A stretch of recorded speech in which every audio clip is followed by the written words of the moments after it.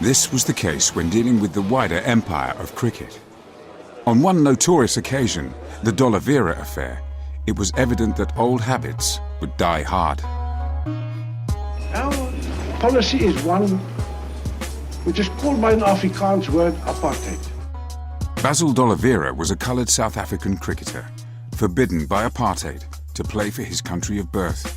So this talented all-rounder went into exile and qualified to play for England. Even thinking about it now that I have been selected and played for England, it's just, just seems like a dream to me. I mean, it's unbelievable. Gibbs comes in, bows to D'Oliveira. Basil D'Oliveira was a good player, very good player, good batsman, very useful seam bowler. I find him a very useful player to have in the side. Ball to D'Oliveira. Can get 2 runs there. 150 to D'Oliveira, his highest ever Test score. In 1969, England were about to tour South Africa. A selection meeting was due after the final match of that year's Ashes.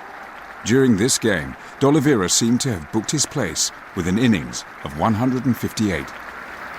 And this huge crowd at the Oval, all now standing up. And there can be no prouder man than Basil D'Oliveira as he makes his way now through the crowded pavilion. But if the selectors did pick D'Oliveira, it was certain that the South African government would stop him playing in the Test series.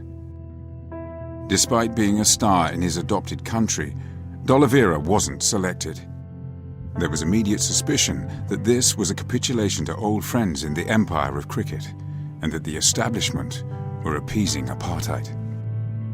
Not picking Basil in the first place was absolutely wrong. I was his captain at the time, and it broke him. He was in tears, he didn't know what to do.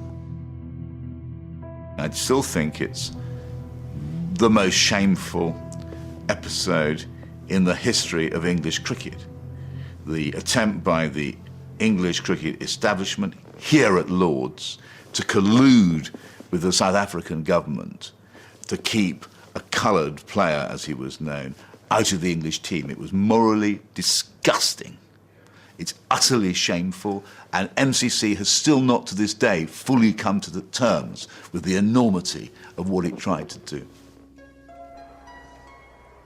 If you go away on this summer day, then you might as well take the sun away. Captain during the D'Oliveira controversy was the Tunbridge and Oxford-educated former amateur Colin Cowdrey, an elegant batsman with an easy manner. Watson now to Cowdrey, and Cowdrey continues serenely on.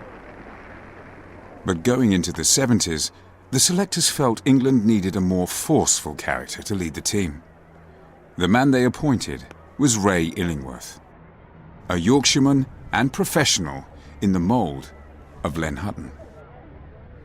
Len Hutton had broken the mould by showing that he was more suited to being the captain than any amateur in England. And when it came to a repeat of the same issue, when it was a choice between Ray Illingworth and Colin Cowdrey to become captain of England, if Ray Illingworth was the best skipper in county cricket, which he was, then he had every right to be the captain of England.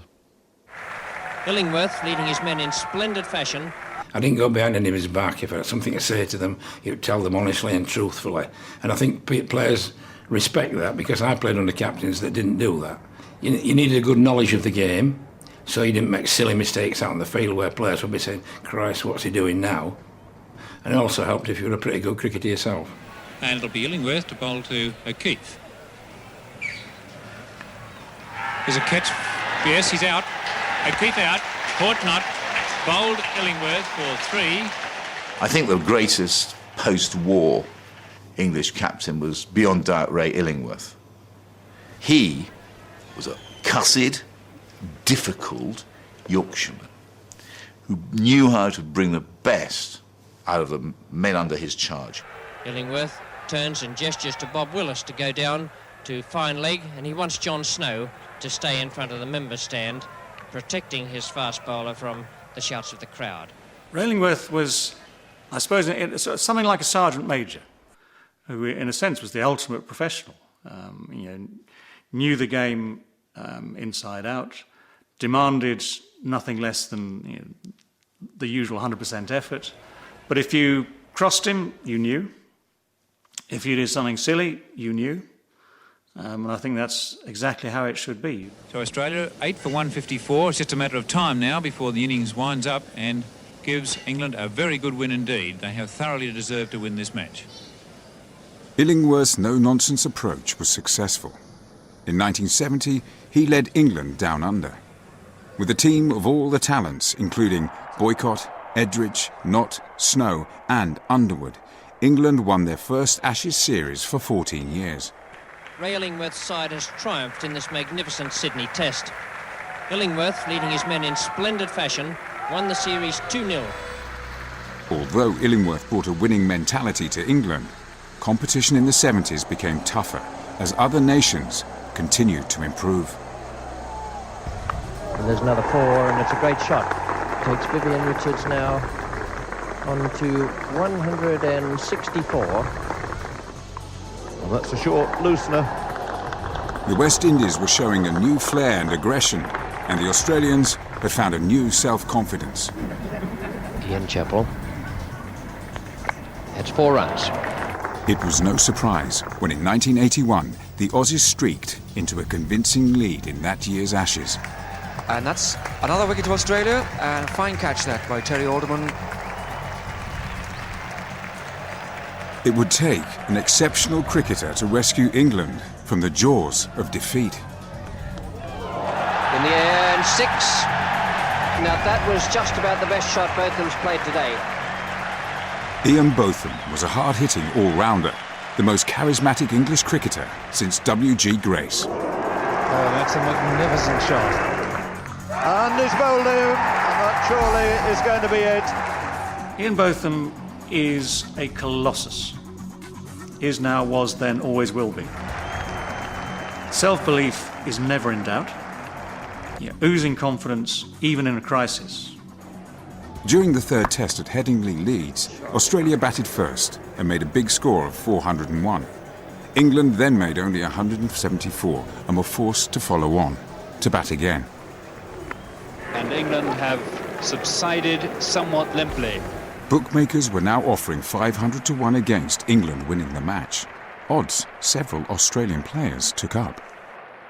We'd lost the test match. We were going down. We were going to lose this test match, and therefore we were going to lose this series because it's going to get harder and harder to come back from that situation.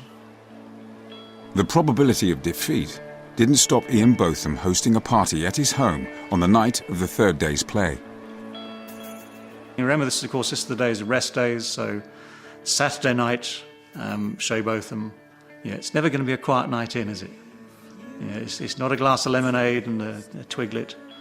This was a full-on Botham-esque bacchanalia. There were quite a few of us in that 11 at that barbecue that night who were quite expecting not to play for England again had that result gone against us. So there was every incentive to pull something out of the hat. That was very well bowled. David Gower has gone for 9. But after a weekend of revelry, disaster struck early on the fourth day. England's top batsmen, some nursing hangovers, were out cheaply. With England on 105 for 5, Botham came to the crease. Most of us weren't involved. Most of us could take the Anadin and sip the water and nurse our headaches and go, well, good luck, beef. There you go, son. And it's beginning to look very much like an innings victory for Australia, with a free day for them tomorrow. No one was expecting it to last long because we'd watched him all weekend and the man was a wreck. Or he should have been a wreck. And all he was going to do was just have a bit of a slog, wasn't it? It was as simple as that. There was no plan. But what happened, of course, was that as it got through the first 20 minutes, half an hour, 40 minutes, and he's still going. And this ball is now disappearing to all parts ahead of him.